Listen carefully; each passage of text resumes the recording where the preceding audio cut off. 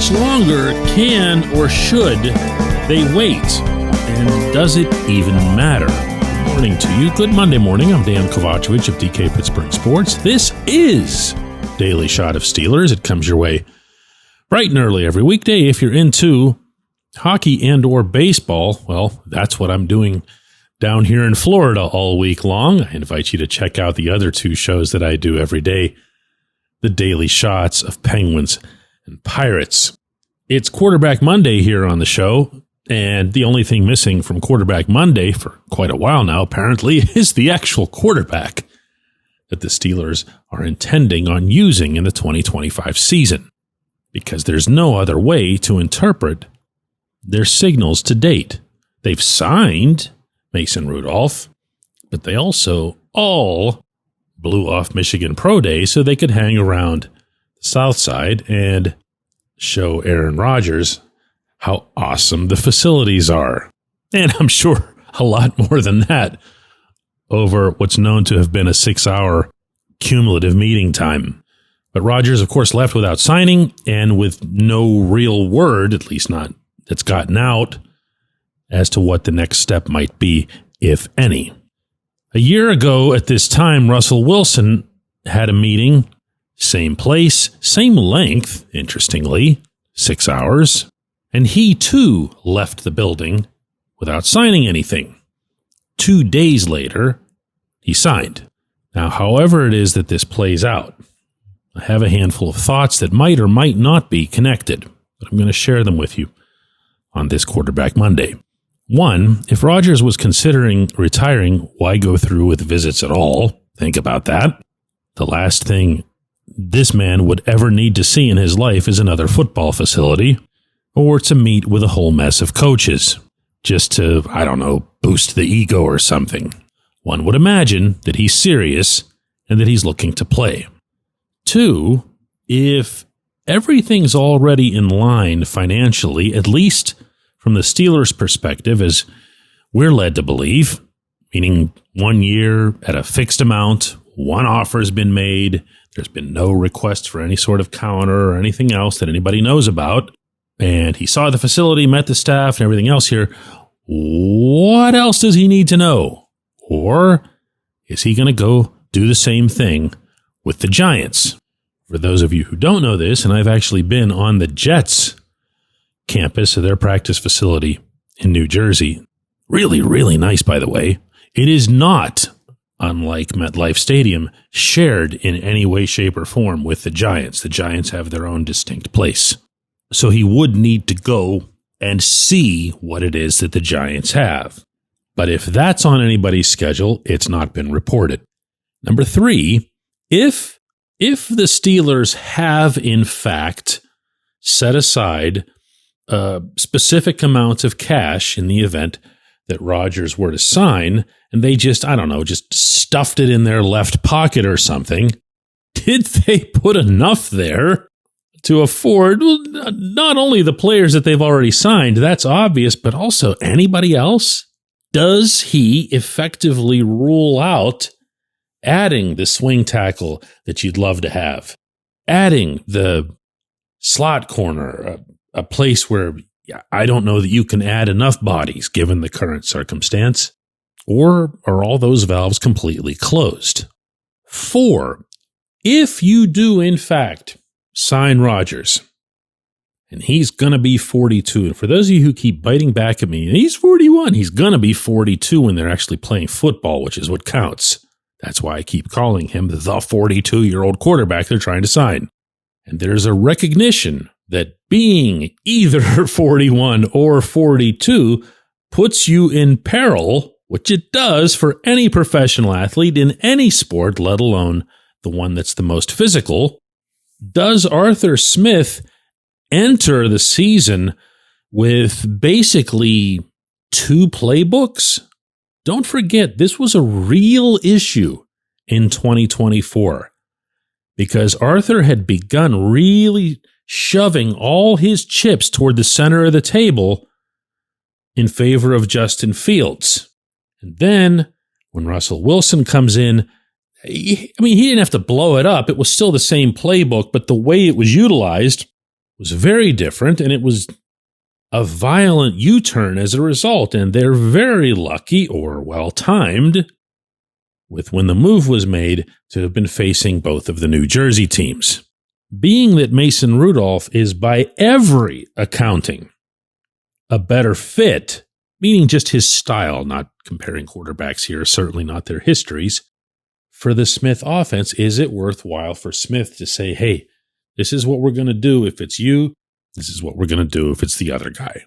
Just find a way to have them parallel through training camp and the preseason without running the risk of confusing everybody else on the field, notably your still young offensive line. Number 5, man, I really hope that this came up, meaning in those 6 hours. I really hope that for however many questions Rodgers might have had, and understanding that the Steelers are catering to him and they're trying to sell their product to him infinitely more, I would imagine, than he is to them. But I really hope that somebody would have had the common sense to ask, hey, man, listen, can we get real here for a second? What's in this for you? What do you want here? What's missing from your career? What's missing from your portfolio? What's missing from your bank that you would want more money? What's there? What are you looking for here? Do you want to go out with a bang, something you maybe didn't feel that you did with the Jets? Do you want to stick it to the doubters? Do you want to win one more so that you can have, not just the one time you beat us in the Super Bowl? Do you want to last longer than Tom Brady? What's there? And I know that Tomlin, being the football and the personality guy that he is, loves to scrape stuff like this out of his players. He's done it with everybody from whether you're a rookie, undrafted, nobody knows your name, he'll find you on the field. He'll find you and poke and prod. He's done it with those guys all the way up to Cam Hayward. And he can do it with this one too, provided he's not all gosh wow about it. That's what I want to know. That's what I want to know. You want to come here and we're going to hand you the keys to this car that we call the Pittsburgh Steelers. What's your motivation? What's your end game? What do you want to get out of this? Do you think they asked him that? Do you think? When we come back, J1Q. Luxenberg, Garbett, Kelly & George is a personal injury law firm in Western Pennsylvania that represents injured people in automobile accidents, workers' compensation cases, and medical malpractice claims. The attorneys at Luxenberg, Garbett, Kelly & George pride themselves in doing what they say they're going to do. It's important to them that when they make you a promise, they keep that promise. And this law firm has been keeping promises for over 80 years. Luxenberg, Garbett, Kelly & George has been AV rated. That's the highest rating a law firm can receive for legal ability and ethics. And the lawyers at the firm have been designated super lawyers, that's a real thing, for over 15 years. Rare combination there. Luxenberg, Garbett, Kelly & George has offices in Cranberry, Newcastle, Beaver Falls, Butler, and Elwood City.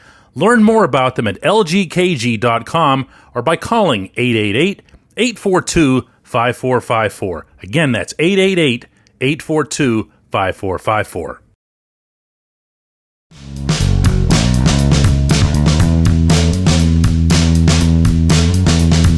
Today's J1Q comes from Mike out in California.